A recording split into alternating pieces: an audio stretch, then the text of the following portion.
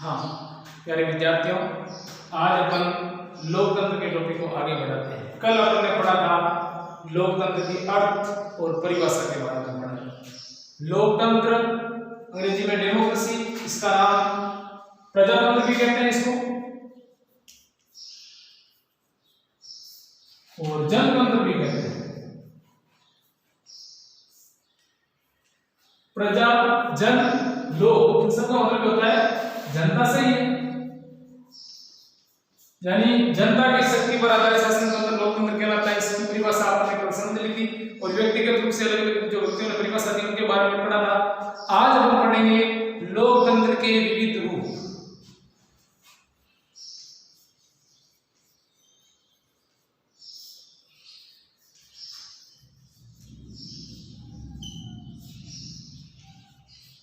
लोकतंत्र के विविध रूप, जिसमें पहला है राजनीतिक लोकतंत्र।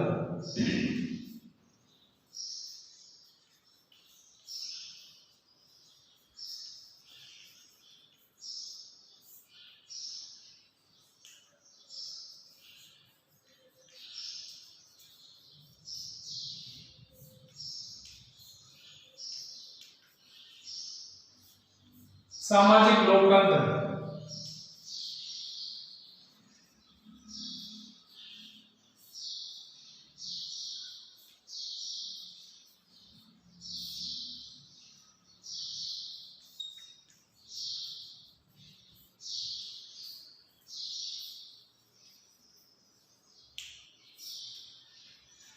राजनीतिक लोकतंत्र, सामाजिक लोकतंत्र, आर्थिक लोकतंत्र और नैतिक लोकतंत्र।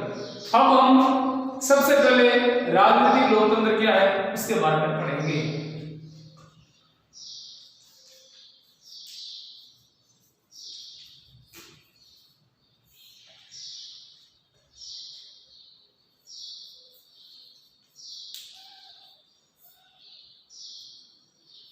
राजनीतिक लोकतंत्र, राजनीतिक लोकतंत्र में हम सबसे पहले ये पढ़ेंगे कि इसकी शुरुआत कहां से हुई। सबसे पहले ये लोकतंत्र कहां स्थापित हुआ था। इसको पाश्चात्य लोकतंत्र भी कहते हैं। राजनीतिक लोकतंत्र को पाश्चात्य लोकतंत्र कहते हैं। क्यों कहते हैं कि इसकी उत्पत्ति, इसकी शुरुआत है वो पाश्चात्य जगत में हुई थी, इसलिए। और इसको पहले व्यक्तिवादी लोकतंत्र भी कहा जाता था। प्राचीन समय में व्यक्तिवादी लोकतंत्र भी कहते हैं। आधुनिक समय में इसको उदारवादी लोकतंत्र भी कहते हैं। आधुनिक समय में राजनीतिक लोकतंत्र को उदारवादी लोकतंत्र कहते हैं और मार्क्सवादियों ने इसको पूंजीवादी लोकतंत्र कहना पसंद किया था। अब इसमें राजनीतिक लोकतंत्र में क्या क्या है, इसमें दो प्रमुख प्रकार है, एक राज्य के रूप में और एक शासन। राज्य के रूप में लोकतंत्र और एक है शासन के रूप में लोकतंत्र। इसमें अपन पढ़ेंगे राज्य के रूप में लोकतंत्र का मतलब होता है लोकतांत्रिक राज्य से।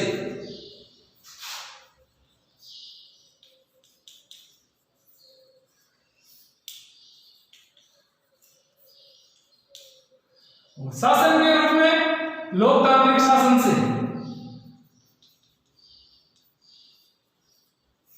लोकतांत्रिक शासन से। लोकतांत्रिक राज्य किसको कहते हैं, ऐसा राज्य जिसमें शासन व्यवस्था में जनता की भागीदारी होती है, वहां जनता को अधिकार मिलते हैं, जनता के अधिकार और कर्तव्य दोनों होते हैं। शासन व्यवस्था में जनता की प्रत्यक्ष रूप से या अप्रत्यक्ष रूप से भागीदारी होती है, शासन के ऊपर जनता का नियंत्रण होता है, वो लोकतांत्रिक राज्य कहलाता है, यानी व्यक्तियों को अधिकार मिलते हैं। और लोकतांत्रिक शासन यानी शासन का संचालन है वो विधिवत रूप से कानून के अनुसार संचालित किया जाता है और कानून की नजर में सभी व्यक्तियों को समान समझा जाता है, सबको समान अवसर मिलता है, वो लोकतांत्रिक शासन कहलाता है। तो राजनीतिक लोकतंत्र के दो रूप में, एक तो राज्य के रूप में लोकतंत्र में पढ़ेंगे, एक शासन के रूप में, ये प्रमुख बातें आएंगी। अब इसके दो प्रकार और है, एक प्रत्यक्ष लोकतंत्र, प्रत्यक्ष लोकतंत्र, और दूसरा है अप्रत्यक्ष लोकतंत्र।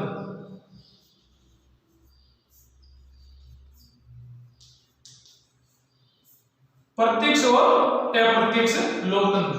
प्रत्यक्ष लोकतंत्र को शुद्ध लोकतंत्र भी कहते हैं।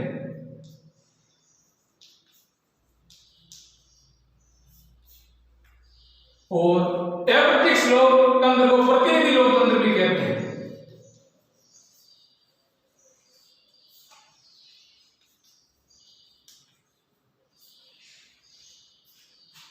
या प्रतिनिधियात्मक लोकतंत्र भी इसको कहते हैं। अब देखो प्रत्यक्ष और अप्रत्यक्ष, एक शब्द है प्रत्यक्ष, एक है अप्रत्यक्ष और लोकतंत्र। अब देखो प्रत्यक्ष मतलब से होता है सीधा सीधा का संबंध जनता से है, यानी प्रत्यक्ष लोकतंत्र की क्या परिभाषा होगी कि शासन व्यवस्था का ऐसा स्वरूप जिसमें जनता प्रत्यक्ष रूप से भाग लेती है। जिस प्रकार शासक की नियुक्ति करती है, प्रतिनिधि चुनती है, उसी प्रकार प्रतिनिधि को हटाने का अधिकार भी जनता के हाथ में होता है। यानी जो अलग अलग निर्वाचन क्षेत्रों से जनता अपना प्रतिनिधि चुन करके भेजती है ना, तो चुना हुआ प्रतिनिधि जनता से किए गए वादे के अनुसार कार्य नहीं करता है, विकास कार्य नहीं करता, समस्या का समाधान नहीं करता है, तो ऐसे प्रतिनिधि को जनता समय से पहले हटाने का अधिकार रखती है। वह तो होता है प्रत्यक्ष लोकतंत्र। इस प्रकार की शासन व्यवस्था प्राचीन यूनान के कुछ नगर राज्यों में चलती थी और वर्तमान की बात करें तो स्विट्जरलैंड के 5 कैंटों में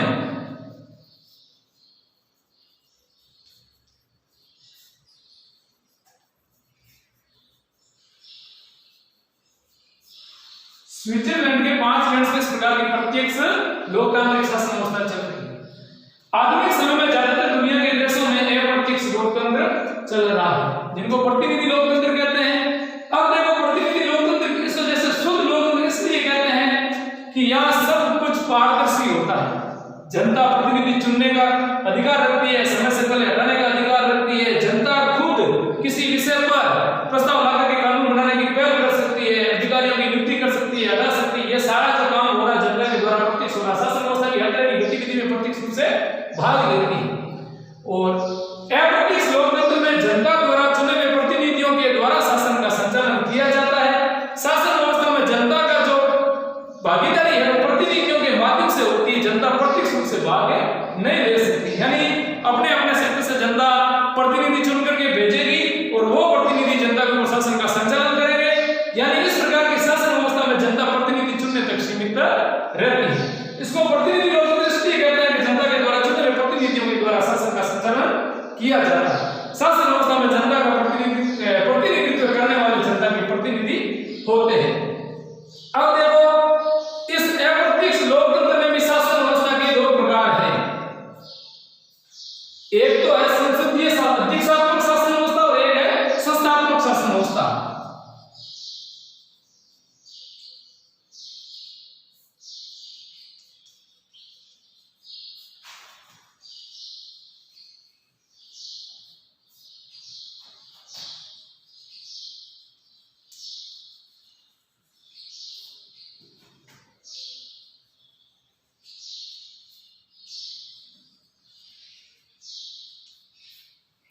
अधिकारात्मक शासन व्यवस्था और संस्थात्मक शासन व्यवस्था, या इसको अध्यक्ष शासन व्यवस्था और संसदीय शासन व्यवस्था भी कह सकते हैं।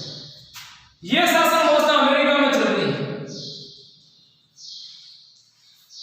और संस्थात्मक शासन व्यवस्था की बात करें तो हमें भारत इंग्लैंड में ये चल रही है, भारत या ब्रिटेन में चल रही है।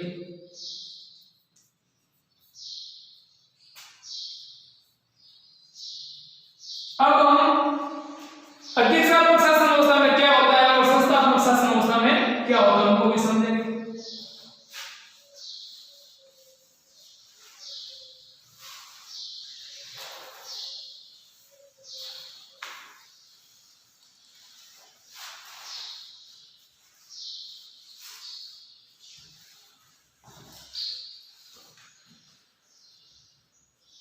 पहले अधिकारात्मक शासन व्यवस्था।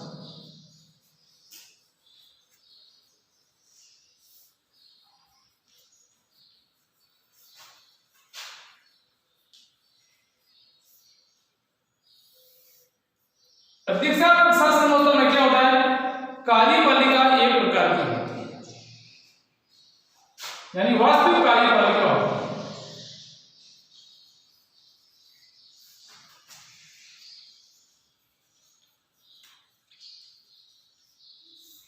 अधिकारात्मक शासन व्यवस्था में वास्तविक कार्यपालिका होती है। वास्तविक कार्यपालिका का मतलब है शक्ति का उपयोग कार्यपालिका का प्रमुख ही करता है, यानी वास्तविक कार्यपालिका अमेरिका में जैसे राष्ट्रपति और संसदीय शासन व्यवस्था में क्या होता है?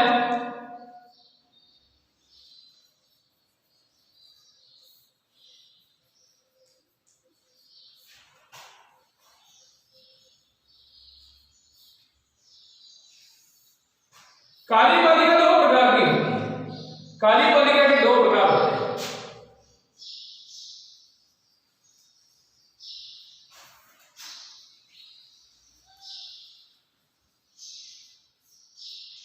एक होती वास्तविक, एक वास्तविक कार्यपालिका और दूसरी नाम मात्र की कार्यपालिका।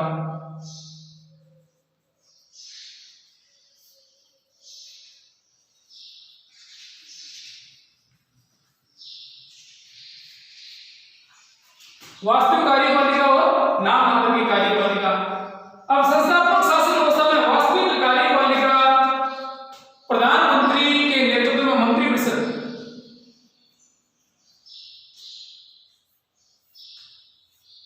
यानी मंत्रिपरिषद कार्यपालिका की प्रमुख होती है और नाम मात्र की कार्यपालिका राष्ट्रपति, यानी राष्ट्रपति के पास जो अधिकार और शक्तियां हैं ना, उनका इस्तेमाल प्रधानमंत्री के नेतृत्व में मंत्रिपरिषद करती है। तो ये नाम मात्र की कार्यपालिका राष्ट्रपति और वास्तविक कार्यपालिका प्रधानमंत्री के नेतृत्व में जो मंत्रिपरिषद है वो इन शक्तियों का क्या करती है? उपयोग करती है। अब इसमें देखो राष्ट्राध्यक्ष और शासनाध्यक्ष अलग अलग होता है। संस्थात्मक शासन व्यवस्था में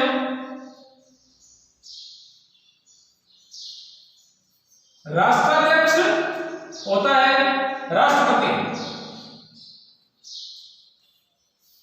राष्ट्रपति और शासनाध्यक्ष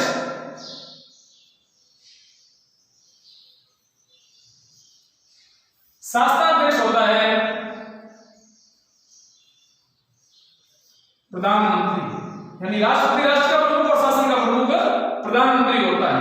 तो एपॉलिटिक्स लोकतंत्र या प्रतिनिधि लोकतंत्र में यह शासन व्यवस्था का जो स्वरूप है, दीक्षात्मक और संस्थात्मक शासन व्यवस्था, इनको समझना भी जरूरी था। वैसे अपन अगले पार्ट में इनके बारे में पढ़ेंगे, केंद्र सरकार और राज्य सरकार में ये है बातें, लेकिन यहाँ ये जरूरी था कि ये जो दिए हुए इस टॉपिक के अंदर है, दीक्षात्मक शासन व्यवस्था उदाहरण के रूप में अमेरिका और संस्थात्मक शासन व्यवस्था जैसे भारत इंग्लैंड में ये चल रही है। अब हमें देखो इसमें थोड़ा और भी देखते हैं कि जैसे या संस्थात्मक शासन व्यवस्था में क्या है कि कार्यपालिका व्यवस्थापिका के प्रति उत्तरदायी होती है, जबकि अध्यक्षात्मक शासन व्यवस्था में कार्यपालिका व्यवस्थापिका के प्रति उत्तरदायी नहीं होती है। तो ये तो होगी राजनीतिक लोकतंत्र की कुछ प्रमुख बातें इसके बारे में। अब राजनीतिक लोकतंत्र की प्रमुख मान्यता क्या है, विशेषता क्या है, इसमें विशेष बातें क्या है, वो अपन नेक्स्ट क्लास में पढ़ेंगे। धन्यवाद।